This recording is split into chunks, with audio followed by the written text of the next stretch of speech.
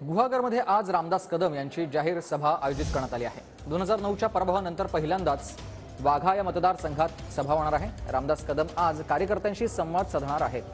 कदम यांची ही सभा परिवर्तनासाठी आहे। जिल्हा प्रमुख शशिकांत चव्हाण यांनी ही प्रतिक्रिया दिली। आपल्यासोबत शिवसेनेचे जिल्हा प्रमुख शशिकांत चव्हाण यांची बातचीत करणार आहे। तर कशा पद्धतीने या सभेकडे बघताय?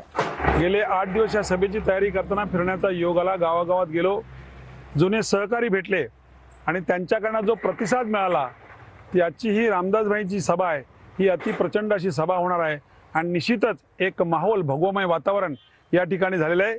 आज संध्याकाळी रामदासभाई कदमांचे जे विचार आहेत ते विचार घेऊन लोक गावागावात जातील आणि निश्चितच ह्या मतदारसंघावरती शिवसेना, भाजपा, राष्ट्रवादी, RPI, महायुतीचा भगवा फडकल्याशिवाय राहणार नाही असा ठाम विश्वास हा मला आहे आणि मोठ्या संख्येने जनसागर या ठिकाणी येणार आहे।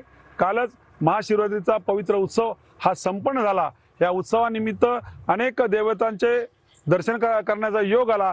त्यावेळेला ज्या लोकांच्या भेटीगाठी झाल्या त्यांनी निश्चित सांगितलं की रामदासभाईंची सभा आहे, रामदासभाईंना ऐकण्यासाठी आम्ही निश्चितच त्या ठिकाणी येऊ आणि उत्तम असा प्रतिसाद लोकांनी आपल्याला दिलेला आहे। माझ्या मते रात गई बात गई, मागं काय झालं त्याच्यावर चर्चा करण्यापेक्षा आज लोकांची प्रतिक्रिया काय, आज लोक काय म्हणतायत, आज माहोल काय आहे,